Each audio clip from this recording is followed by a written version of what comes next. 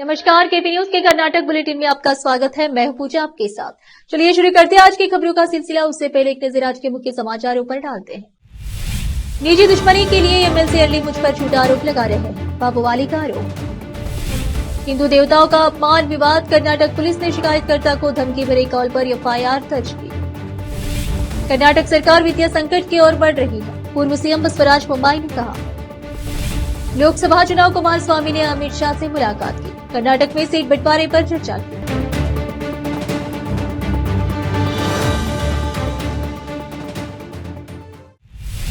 समाचारों का सिलसिला शुरू करते हुए देखते समाचार विस्तार से। पहले देखेंगे स्थानीय समाचार।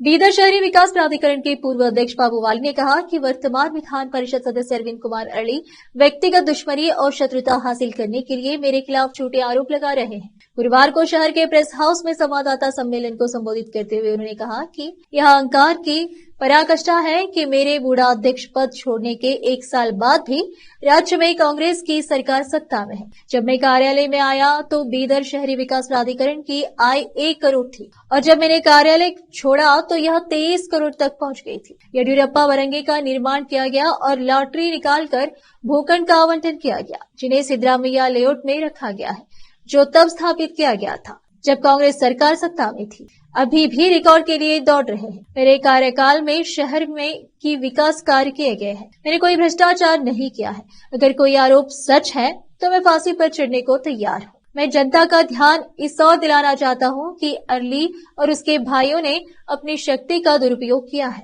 जो बिना किसी कारण के मेरे नाम पर कीचड़ उछालने में लगे हुए हैं। कैमरामैन पप्पूराज का कवरेज। ಪತ್ರಿಕಾಗೋಷ್ಠಿಗೆ ಸ್ವಾಗತವನ್ನು ಮಾಡ್ತಾ ಮತ್ತೆ ಬಿಡಿಎ ಅಧ್ಯಕ್ಷನಾಗಿ 1 ವರ್ಷ ಕಳೆದ್ರು ಆ ಸಂಬಂಧ ಪತ್ರಿಕಾಗೋಷ್ಠಿಯಲ್ಲಿ ಭಾಗವಹಿಸೋದಕ್ಕೆ ಅವಕಾಶ ಬಂದಿದೆ, ಮಾಡಿಕೊಟ್ಟವರಿಗೆ ಧನ್ಯವಾದಗಳು। ಹಾಗಾಗಿ ಕೆಲವು ದಿನಗಳ ಹಿಂದೆ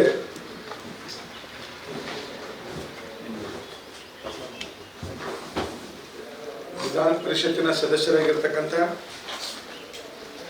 ಅರವಿಂದ್ ಅರಳಿ ಅವರು ಒಂದು ಸರ್ಕಾರದ ಸುತ್ತೋಲೆಯನ್ನು ವಿಧಾನ ಪರಿಷತ್ನಲ್ಲಿ ಮಾಡಿದಂಥ ಪ್ರಶ್ನೆಗೆ ನನ್ನ ಆಡಳಿತ ಅವಧಿಯಲ್ಲಿರ್ತಕ್ಕಂಥ ಕಮಿಷನರ್ ಅನ್ನು ಅಮಾನತುಗೊಳಿಸಬೇಕು ಮತ್ತು ಆಗಿದ್ದಂಥ ಅಧ್ಯಕ್ಷರ ಮೇಲೆ ಕಾನೂನು ಅಥವಾ ಕ್ರಮಕ್ಕಾಗಿ ನಾವು ಚಿಂತನೆ ಮಾಡ್ತಾ ಇದ್ದೀವಿ ಅಂತಕ್ಕಂಥ ಒಂದು ವರದಿಯನ್ನು ಕೊಟ್ಟು ನಮ್ಮ ಅವಧಿಯಲ್ಲಿ ಭ್ರಷ್ಟಾಚಾರ ಆಗಿದೆ ಅಂತಕ್ಕಂಥ ಒಂದು ನೇರ ಆರೋಪವನ್ನು ಪತ್ರಿಕೆಗಳಲ್ಲಿ ಮಾಡಿದ್ದು ನಾನು ತೀವ್ರವಾಗಿ ಖಂಡಿಸ್ತೀನಿ। ಅರವಿಂದ್ ಅರಳಿ ಒಬ್ಬ ಕ್ರಿಮಿನಲ್ ಇದ್ದಾನೆ ಅಂತ ಹೇಳಿ ಇಡೀ ಜಗತ್ತಿಗೆ ಗೊತ್ತಿದೆ। ಒಂದು ಕ್ರಿಮಿನಲ್ ಕಾಂಗ್ರೆಸ್ ವಿಧಾನ ಪರಿಷತ್ ಸದಸ್ಯ ಮಾಡಿ ಇಡೀ ಆ ಕ್ರಿಮಿನಲ್ ಮನೋಭಾವದಿಂದ ಇಡೀ ಆಡಳಿತ ವರ್ಗ ಜನಸಾಮಾನ್ಯರು ತತ್ತರಿಸ್ತಾ ಇದ್ದಾರೆ। ಇವತ್ತು ನೋವಿನಿಂದ ಹೇಳಬೇಕಾಗ್ತಾ ಇದೆ ಮಾತು।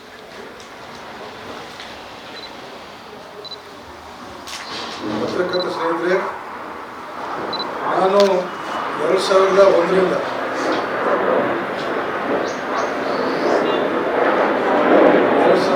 2021ರಿಂದ 2023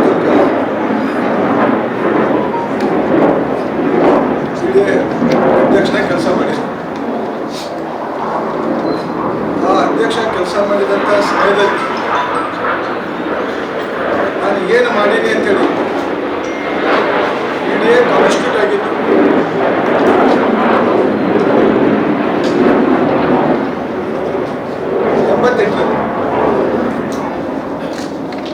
1988 ಇಡೀ ಕಾನ್ಸ್ಟಿಟ್ಯೂಟ್ 88 ಆಗಿತ್ತು। 88 ಆಗಿದ ನಂತರ ನನಗಿಂತ ಭಾಳ ಜನ ಹಿರಿಯರು ನನಗಿಂತ ಭಾಳ ಜನ ಹಿರಿಯರು ಭಾಳ ಸೀನಿಯರ್ ಮಂದಿ ಆ BDA ಚೇರ್ಮನ್ ಆಗುತ್ತೆ। गोलेकर, काजी अरशद अली, ಮುರಳಿ ಅವರು, ಪಂಡಿತ್ ಚಿದ್ರಿ ಅವರು, ಬಾಬುರಾವ್ ಮತ್ತಟ್ಟಿ ಅವರು, ಇನ್ನು ಬಹಳಷ್ಟು ಜನ ಡಿ ಸಿ ಅವರು ಅಧಿಕಾರಿ ಇದ್ದಾಗ ಆ ಜಾಗದಾಗ ಕುಂತು ಆಡಳಿತ ಮಾಡ್ತಾರೆ. ಆದರೆ ಜನಸಾಮಾನ್ಯದಾಗ ಒಂದು ಟಾಪ್ ಆಗಿ ಜನರ ಬಾಯಿನ ಮಾತು ಬರಂಗ ನಾ ಕೆಲಸ ಮಾಡಿದ್ದೆ. ಬಿಡಿ ಎಂಬುದು ಏನು ಅಂತೇಳಿ ಬಾಬು ವಾಲಿ ತೋರಿಸ್ಕೊಟ್ಟಿದ್ರಿ ಅಂತೇಳಿ ನಾನು ಏನು ಮಾಡೀನಿ. ನಾ ಚಾರ್ಜ್ ತಗೊಂಡಿದ್ದು ಯಾವತ್ತ, ನಾನು ಚಾರ್ಜ್ ಯಾವತ್ತು ತಗೊಂಡಿನಿ ಮತ್ತು ನಂದು ಅವಧಿ ಯಾವತ್ತು ಮುಗಿದ ಅಂತೇಳಿ ನಾ ಮಾಡಿದ ಡಾಟಾ ವಿಡಿಯೋದಾಗ ಮಾಡಿದಾಗಲಿ, ವಿಡಿಯೋ ಚೇರ್ಮನ್ನಾಗಿ ನಾನು ಸಾರ್ವಜನಿಕವಾಗಿ ಮಾಡಿದಾಗಲಿ, ಅದು ಅಮೃತ್ ಮಹೋತ್ಸವ ಇರ್ಬೋದು, ಸ್ವತಂತ್ರದ, ಅದು ಬೀದರ್ ಉತ್ಸವ ಇರ್ಬೋದು, ಅದು ಬಸವ ಉತ್ಸವ ಇರ್ಬೋದು, ಒಂದು ಬಿ ಡಿ ಎಸ್ ಚೇರ್ಮನ್ ಕುಂತಿದ್ದ ಮನುಷ್ಯ ಏನು ಸಾಮಾಜಿಕವಾಗಿ ಮಾಡಬೇಕು ಅಷ್ಟೇ ಮಾಡ್ದೇನೆ ಮಾಡಿ ನಾವೊಂದು ಪ್ರಾಜೆಕ್ಟ್ ನಾನು ಮಾಡಿದಂಥ ರಿಪೋರ್ಟ್ ಏನಂದ್ರೆ ಒಂದು ವರ್ಷದೊಳಗೆ ಸಬ್ಮಿಟ್ ಮಾಡೀನಿ. ಈ ರೀತಿ ಪ್ರಿಂಟ್ ಮಾಡಿ ಅದ್ರಾಗ ಮಾನ್ಯ ಪತ್ರಕರ್ತ ಬಂದವರು ಬರೆದಿದಂಥ ಪತ್ರಿಕೆಗಳ ಕಟ್ಟಿಂಗು ಸಹ ಇದ್ರಾಗ ಏನದಂದ್ರೆ ಪೇಸ್ಟ್ ಅವನ್ನ ಏನೇನು ಮಾಡೀನಿ, ಯಾವ ಮಾಡೀನಿ ಅಂತ ವೈಯಕ್ತಿಕ ಹಾಗೆ ಸಾಧಿಸ್ತಕ್ಕಂಥ ಒಂದು ಕ್ರಮ ಕೈಯಾಗ ದೋಸ್ತ್ ದುಶ್ಮನ್ ಅಂತವಲ್ಲ, ಅವನು ಮಾಧ್ಯಮದ ನಂದು ಹಳೆ ಸ್ನೇಹಿತನಾಗಿದ್ದರು ಈ ರೀತಿ ಅಧಿಕಾರ ದುರುಪಯೋಗ ಮಾಡಿಕೊಂಡು ಒಂದು ವರ್ಷ ಇಡೀ ನಾನು ಈಗ ನಾನು ಅವಧಿದಾಗಿದ್ದಾಗೂ ಈ ರೀತಿ ಮಾಡಿದಾಗ ನಾನು ಒಂದು ಪತ್ರಿಕಾಗೋಷ್ಠಿ ಮಾಡಿದ್ದೆ ಅವ್ರ ವಿರುದ್ಧ ಇದೇ ರೀತಿ ಆರೋಪಗಳು ಮಾಡ್ತಾ ಇದ್ದಾಗ.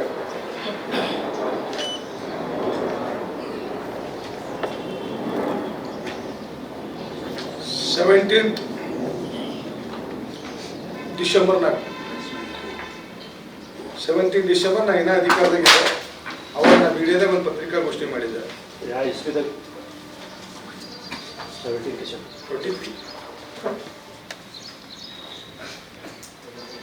ಅವಾಗ ಮಾಡಿದ್ದೆ ಒಂದು ಪತ್ರಿಕಾಗೋಷ್ಠಿ. ಅದ್ಮ್ಯಾಗ ಮುಗಿತದೇನೋ ಅಂತ ತಿಳಿದಿದೆ. ಆದ್ರೆ ಹೋದೆ ಪಿಶಾಸಿ ಅಂದ್ರೆ ಬಂದೆ ಗವಾಕ್ಷಿ ಅಮ್ಮಂಗ ಯಾವತ್ತು ಕಾಂಗ್ರೆಸ್ ಗೌರ್ಮೆಂಟ್ ಸರ್ಕಾರದಾಗ ಬಂದದ ನಮ್ಮ ಅವಧಿ ಮುಗಿದ್ಬಾರ್ದು. ಅವತ್ತಿನಿಂದ ಇವತ್ತಿನ ತನಕ ಒಂದು ಪಾಯಿಂಟ್ ಅಜೆಂಡಾ ಅದ, ಒಂದು ವೈಯಕ್ತಿಕವಾಗಿ ನನ್ನ ಹೆಸರು ಕಳಿಸ್ಬೇಕು, ನಾ ಮಾಡಿದಂಥ ಕೆಲಸಗಳಿಗೆ ಕಪ್ಪು ಚುಕ್ಕಿ ತರಬೇಕು. बीदर में केएसआरटीसी के कर्मी अपनी मांगों को लेकर आज प्रदर्शन कर भूख हड़ताल पर बैठे हैं। उन्होंने अपनी 9 मांगे सरकार के सम्मुख रखी हैं। हड़ताल पर बैठे कर्मियों ने कहा कि वह अपनी मांग पूरी होने तक प्रदर्शन करते रहेंगे। कैमरामैन पुपुराज का कवरेज। ನಾವು ರಾಜ್ಯ ಮಟ್ಟದ ಕಾರ್ಮಿಕ ಸಂಘಟನೆಗಳ ಜಂಟಿ ಕ್ರಿಯಾ ಸಮಿತಿಯ ಆದೇಶದ ಮೇರೆಗೆ ಎಲ್ಲ ವಿಭಾಗೀಯ ಕಚೇರಿಗಳ ಎದುರ ಜಂಟಿ ಕ್ರಿಯಾ ಸಮಿತಿಯ ವಿಭಾಗೀಯ ಪದಾಧಿಕಾರಿಗಳೊಂದಿಗೆ ಏನು ಒಂದು ದಿವಸದ ಉಪವಾಸ ಧರಣಿ ಸತ್ಯಾಗ್ರಹ ಮಾಡಲಿತ್ತಿದ್ದೀವಿ. ಅದಕ್ಕೆ ತಮಗೆಲ್ಲರಿಗೂ ಸ್ವಾಗತ ಹೇಳ್ತಾ, ಇವತ್ತಿನ ನಮ್ಮ ಈ ಉಪವಾಸ ಸತ್ಯಾಗ್ರಹದ ಮೇನ್ ಬೇಡಿಕೆಗಳು ಏನು ನಮ್ಗೆ 1/1/2020 ಏನು ವೇತನ ಪರಿಷ್ಕರಣೆ ಆಗ್ಯದ 15%, ಅದ್ರ 38 ತಿಂಗಳು ಹಿಂಬಾವಕಿ ಈ ಕೂಡಲೇ ಕೊಡಬೇಕು. ಎರಡನೇದಾಗಿ 1/1/2024 ಏನು ಹೊಸ ವೇತನ ಪರಿಷ್ಕರಣೆ ಆಗಬೇಕಾಗ್ಯದ, ಅದು ಈ ಕೂಡಲೇ ಜಂಟಿ ಸಮಿತಿಯನ್ನು ಕರೆದು ಮಾತಾಡಿ ಚರ್ಚಿಸಿ ಅದು ಇತ್ಯರ್ಥ ಮಾಡಬೇಕು. ಮೂರನೇದಾಗಿ ಏನು ಶಕ್ತಿ ಯೋಜನೆದಾಗೇನು ಹಣ ಕೊಡಬೇಕಾಗ್ಯದ ಸರ್ಕಾರ ಸಂಸ್ಥೆಗೆ, ಆ ಹಣವನ್ನು ಕೂಡಲೇ ಪಾವತಿಸಬೇಕು. 1/1/2020 28/2/2023 38 ತಿಂಗಳದಾಗ ನಮ್ಮ ಸಂಸ್ಥೆಯಲ್ಲಿ ರಿಟೈರ್ಡ್ ಆಗಿದಂಥ ವ್ಯಕ್ತಿಗಳು ಆಯಿತು, ತೀರ್ಕೊಂಡವರು, ವಜಾಗೊಂಡವರು ಅಂಥವ್ರದ್ದು ವೇತನ ಪರಿಷ್ಕರಣೆ ಬೇಸಿಕ್ ಮಾಡಿಲ್ಲ, ಅದು ಮಾಡಿ ಈ ಕೂಡಲೇ ಅವರ ಹಿಂಬಾಕಿಯನ್ನು ಪೂರ್ಣ ಪ್ರಮಾಣದಲ್ಲಿ ಕೊಡಬೇಕಂತೇಳಿ ಹೇಳಿ ಈ ಎಲ್ಲ 10 ಬೇಡಿಕೆಗಳನ್ನು ಇಟ್ಕೊಂಡು ಒಂದು ದಿವಸದ ರಾಜ್ಯಾದ್ಯಂತ ಎಲ್ಲ ವಿಭಾಗೀಯ ಕಚೇರಿ ಮುಂದೆ, ಇಡೀ ರಾಜ್ಯದ 46-48 ವಿಭಾಗೀಯ ಕಚೇರಿಗಳ ಮುಂದೆ ಏನು ಧರಣಾ ಕಾರ್ಯಕ್ರಮ ಮಾಡ್ತಾಯಿದ್ದೀವಿ. ಇವತ್ತು ಇದು ನಮ್ಮ ವಿಭಾಗದಲ್ಲೂ ಕೂಡ ಮಾಡ್ತಾಯಿದ್ದೀವಿ. ಇಲ್ಲಿ ನಮ್ಮ ವಿಭಾಗದ ಎಲ್ಲ ಪದಾಧಿಕಾರಿಗಳು ಕಾರ್ಮಿಕರು ಎಲ್ಲ ಬಂದು ಯಶಸ್ವಿಗೊಳಿಸ್ತಾ ಇದ್ದಾರೆ. ಅವರಿಗೆ ನಿಮ್ಮ ಮಾಧ್ಯಮದ ಮೂಲಕ ಇನ್ನೊಮ್ಮೆ ಧನ್ಯವಾದಗಳನ್ನು ಹೇಳ್ತಾ ಈ ಜಂಟಿ ಹೋರಾಟ ಸಮಿತಿ ಒಳ್ಳೆಯ ರೀತಿಯಲ್ಲಿ ಯಶಸ್ವಿ ಆಗಲಿ ಅಂತೇಳಿ ಹೇಳ್ತಾ ನನ್ನ 2 ಮಾತುಗಳನ್ನು ಮುಗಿಸ್ತೀನಿ. इस KSRTC रस्ते साರಿಗೆ संस्थे से गुजारिश है कि हमारा जो मांगे है 9 मांगे रखे हैं, इस मांगे को ऑलरेडी सीएम और KSRTC मिनिस्टर रामलिंग रेड्डी साहब से बातचीत हुआ है। वो भी हमें हमारा जो भी है आज तक अभी आगे वो नहीं करे हैं, उसके लिए हम एक दिन का सत्याग्रह आज सभी विभाग के कचहरी के सामने कर रहे हैं, सभी जंटी होराट समिति से। इसलिए और एक बार हम गुजारिश करते हैं कि इन सभी मुख्यमंत्री रामलिंग रेड्डी साहब से हमारा जो भी है हमारा डिमांड्स भेगी से भेगी बहुत भेगी वो देना बल को हम उनसे गुजारिश करते हैं। लोकते समाचारों का सिलसिला ब्रेक के लिए चल लौटते हैं ब्रेक के बाद।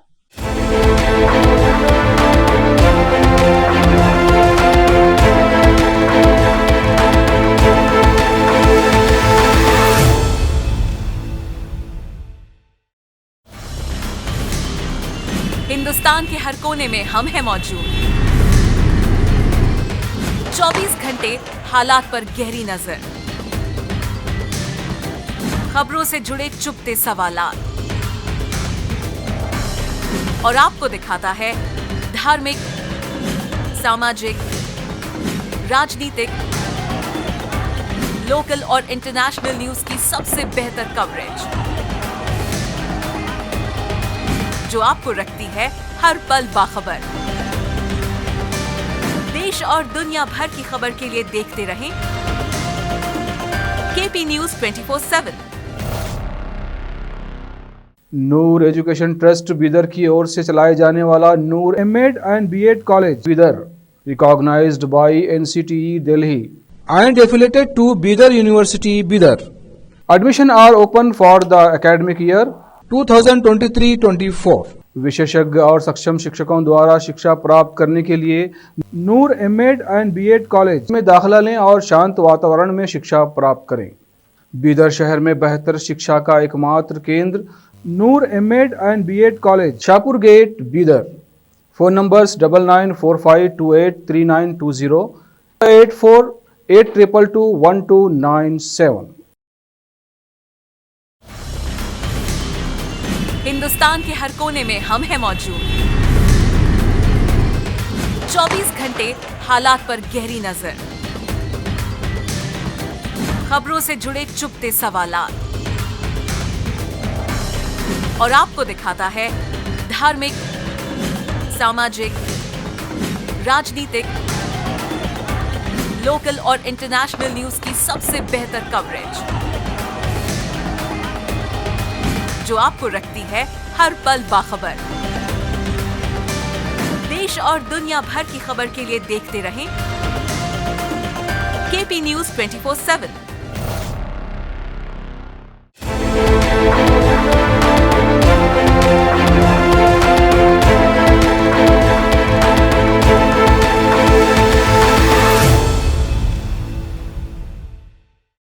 ब्रेक के बाद आपका स्वागत है। आइए देखते हैं राज्य के अन्य समाचार।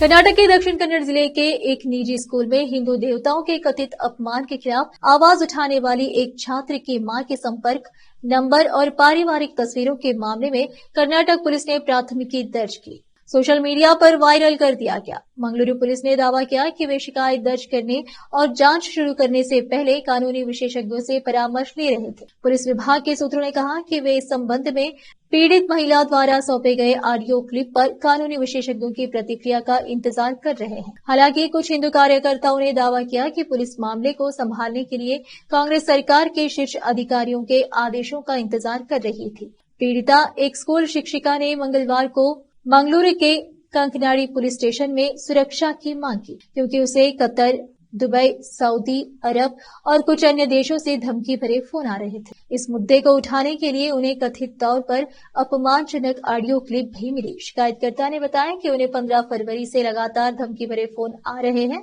सोशल मीडिया पोस्ट जो वायरल किया गया है उसमें मंगलुरु में स्कूल के खिलाफ विरोध प्रदर्शन के पूरे प्रकरण के लिए पूरी तरह से मुझे दोषी ठहराया गया है।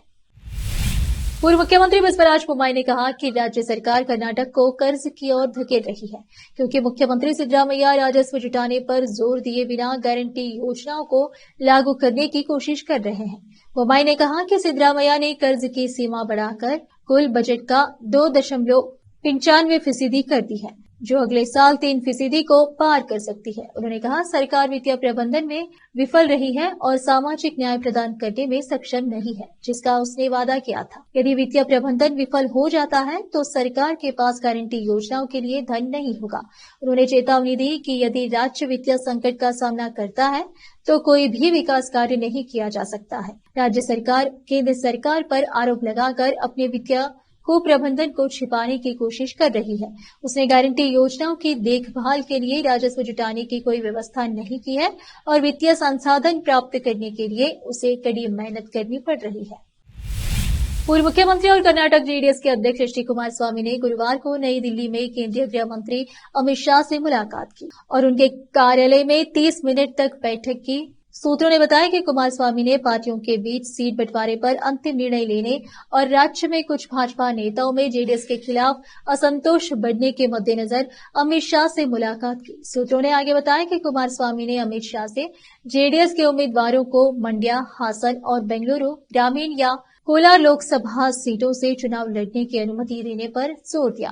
हालांकि पार्टियों के बीच गठबंधन की घोषणा 4 महीने पहले की गई थी, लेकिन सीट बंटवारे को अभी तक अंतिम रूप नहीं दिया गया है। मंड्या सीट से निर्दलीय उम्मीदवार और मौजूदा सांसद सुमलता अम्बरीश ने बीजेपी को समर्थन देने की घोषणा की है। उन्होंने कहा था कि मंड्या सीट से चुनाव लड़ना उनका आखिरी फैसला है। अमित शाह ने कुमारस्वामी से वादा किया है कि वह जल्द ही सीट बंटवारे पर अंतिम फैसला लेंगे और राज्य नेतृत्व से राय लेने के बाद जेडीएस के उम्मीदवारों को मंड्या और हासन संसदीय सीटों से चुनाव लड़ने की अनुमति देने की उनकी मांग पर विचार करेंगे। फिर से रुकते समाचारों का सिलसिला एक ब्रेक के लिए। चल लौटते हैं ब्रेक के बाद।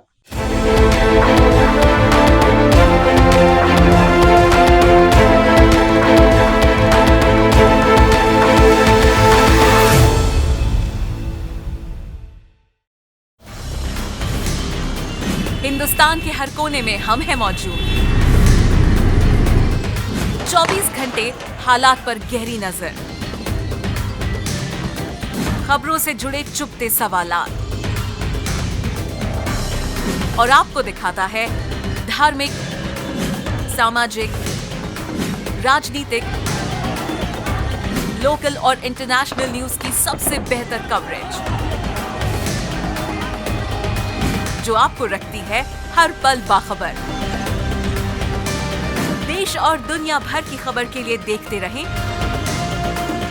KP News 24/7। Noor education trust Bidar की ओर से चलाए जाने वाला Noor MEd and BEd college Bidar, recognized by NCTE Delhi and affiliated to Bidar University Bidar. Admission are open for the academic year 2023-24. विशेषज्ञ और सक्षम शिक्षकों द्वारा शिक्षा प्राप्त करने के लिए नूर एमएड एंड बीएड कॉलेज में दाखिला लें और शांत वातावरण में शिक्षा प्राप्त करें। बीदर शहर में बेहतर शिक्षा का एकमात्र केंद्र Noor MEd and BEd college, Shahpur gate, Bidar. Phone numbers 9945283920, 8482221297। Hindustan के हर कोने में हम हैं मौजूद। 24 घंटे हालात पर गहरी नजर, खबरों से जुड़े चुपते सवालात और आपको दिखाता है धार्मिक, सामाजिक, राजनीतिक, लोकल और इंटरनेशनल न्यूज की सबसे बेहतर कवरेज, जो आपको रखती है हर पल बाखबर। देश और दुनिया भर की खबर के लिए देखते रहें केपी न्यूज 24/7।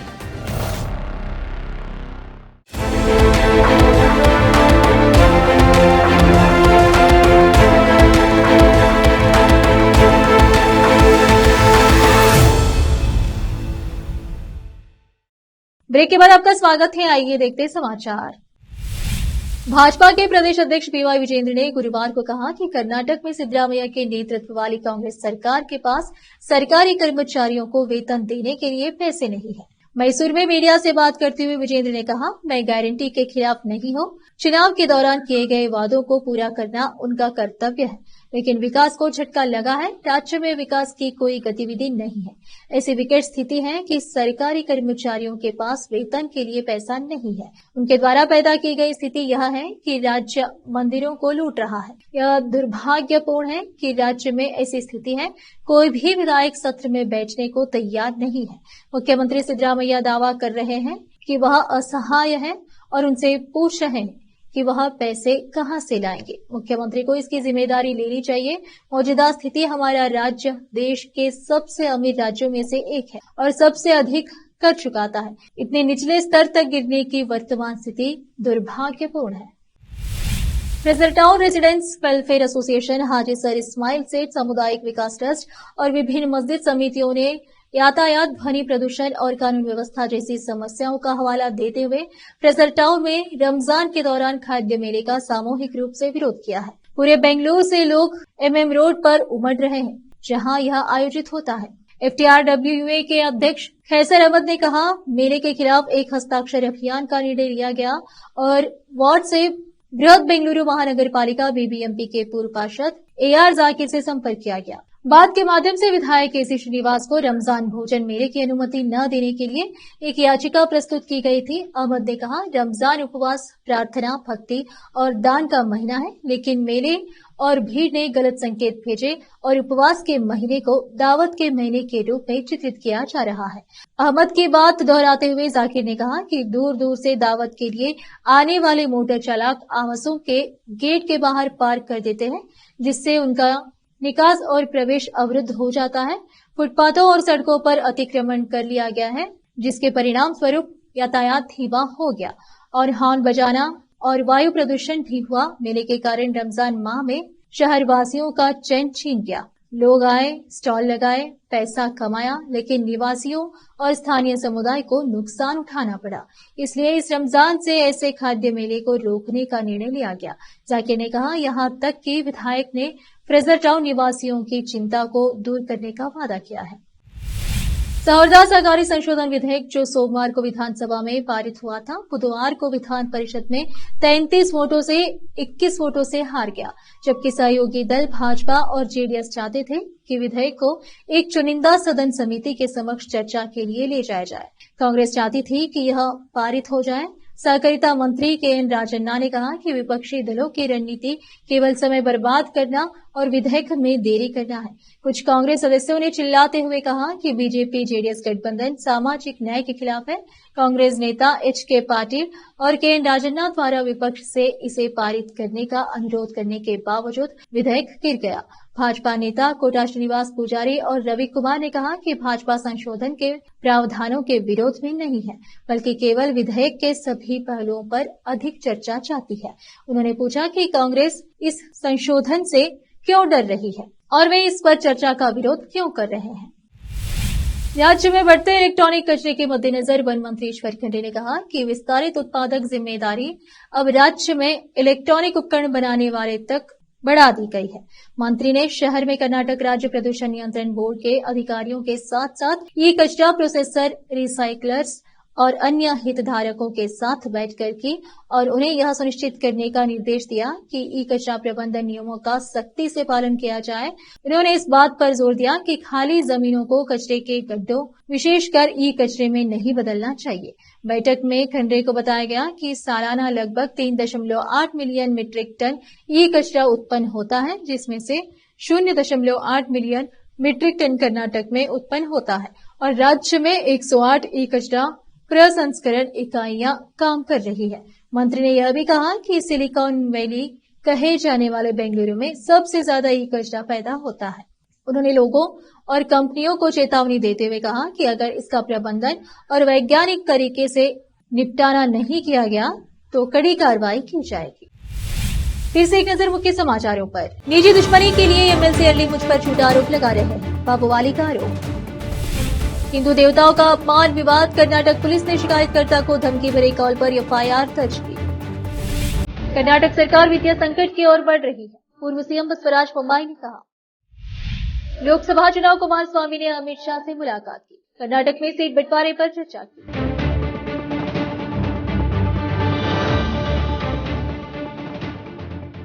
केपी न्यूज के कर्नाटक के बुलेटिन में आज इतना ही। आप देख रहे थे केपी न्यूज का कर्नाटक बुलेटिन। अन्य समाचारों के लिए जुड़े रहे हमारे चैनल से। धन्यवाद।